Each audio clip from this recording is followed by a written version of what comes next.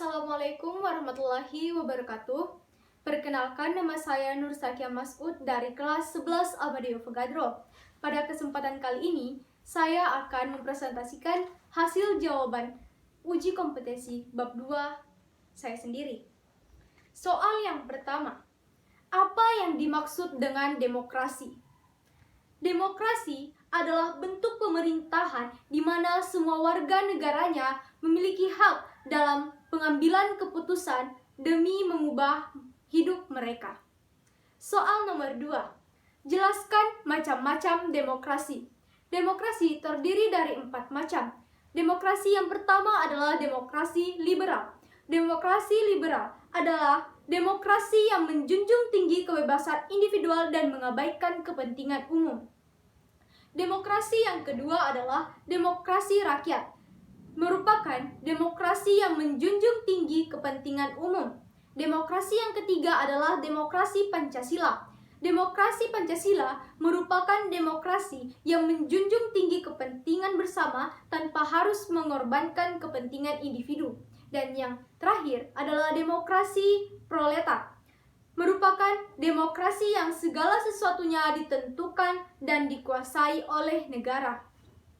Soal nomor 3. Jelaskan Sokoguru Demokrasi Universal. Sokoguru Demokrasi Universal adalah sebuah sistem demokrasi yang akan dilakukan menegakkan pada sebuah daerah dari sebuah dasar akan pijakan serta sebuah pilar maupun sebuah tanggung yang melakukan penyanggaan, yang dimana juga akan dapat hidup dengan kokoh, yang dimana memiliki kemampuan untuk melakukan adaptasi secara penyeluruhan dan juga pada berbagai macam bentuk lapisan pada masyarakat dengan melakukan penembusan, baik itu serikat, ruang, hingga waktu. Soal nomor 4. Jelaskan bahwa nilai demokrasi Pancasila lebih unggul jika dibandingkan dengan demokrasi lainnya. Yang pertama, terdapat sebuah bentuk penghargaan dari sebuah bentuk akan hak asasi manusia dan juga berbagai macam bentuk hak-hak yang ada pada minoritas tidak akan dapat dilakukan pengabaian. Yang kedua, lebih melakukan pendahuluan terhadap berbagai macam bentuk dari kepentingan yang dimiliki oleh masyarakat. Dalam hal tersebut, hak yang dimiliki oleh rakyat akan dilakukan pengakuan dan juga penghargaan. Yang ketiga, lebih melakukan pengutamaan terhadap berbagai macam bentuk musyawarah untuk mufakat, dan kemudian akan lebih menggunakan berbagai macam bentuk suara yang dianggap lebih tinggi. Yang keempat, terdapat sebuah kebenaran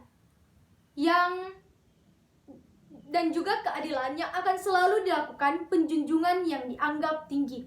Dan yang kelima, lebih melakukan pengutamaan dari kejujuran dan sebuah niat yang baik. Soal nomor 5. Buktikan bahwa negara Indonesia adalah negara demokratis baik secara normatif maupun empirik.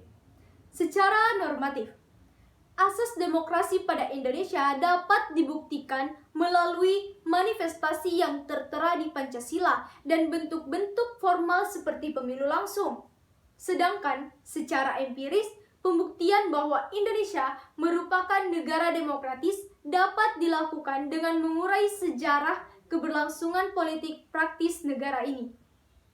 Sedari awal kemerdekaan Indonesia sampai hari ini, proses pemilihan kepala negara, kepala daerah, dan wakil rakyat di parlemen selalu melalui rangkaian pemilihan umum. Secara langsung, kendati terdapat noda sejarah selama 32 tahun di bawah kepemimpinan seorang ex-jenderal, tetapi negara Indonesia memiliki fondasi sistem demokrasi. Soal yang keenam merupakan soal yang terakhir. Kemukakan prinsip-prinsip yang dilaksanakan untuk mewujudkan kehidupan yang demokrasi. Yang pertama adalah negara berdasarkan konstitusi, di mana sebuah negara yang pemerintah dan juga masyarakatnya membuat konstitusi untuk menjadi sebuah pedoman, panduan, dan dasar sebuah penyelenggaraan. Kedua, jasmani perlindungan hak asasi manusia. di mana harus ada perlindungan-perlindungan yang dilakukan oleh pemerintah guna untuk mengembangkan hak-hak dan kewajiban yang dimiliki oleh seseorang, baik fisik, mental, maupun lain-lainnya. Yang ketiga, kebebasan berserikat dan mengeluarkan pendapat. Sebuah kegiatan yang dimana mengakui dan juga memberikan sebuah kebebasan kepada tiap individu yang akan membuat sebuah organisasi. Saya cukup sekian dari penjelasan jawaban uji kompetensi 2 dari saya. Lebih dan kurangnya mohon dimaafkan. Wabillahi taufiq wal hidayah. Wassalamualaikum warahmatullahi wabarakatuh.